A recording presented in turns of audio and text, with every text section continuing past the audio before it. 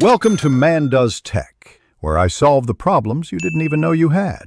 You'll start by confirming the Optoma model and lamp hours because that affects lamp mode and brightness.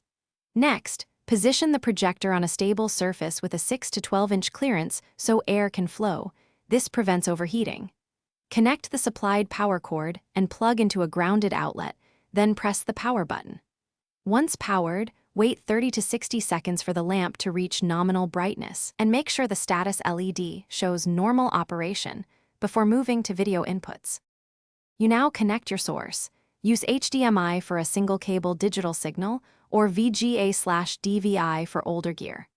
Once connected, set the projector input to the correct port and match the source to the projector's native resolution, for example, 1920 by 1080, to avoid scaling artifacts. Then, step back and adjust focus and zoom so the image is sharp.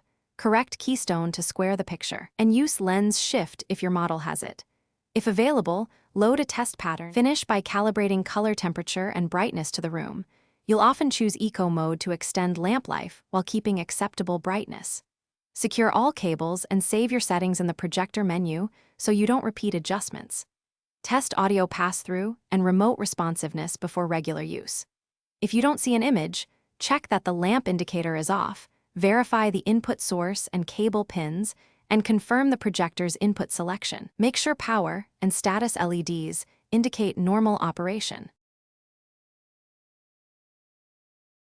Thanks for watching. If you found this helpful, don't forget to like and subscribe.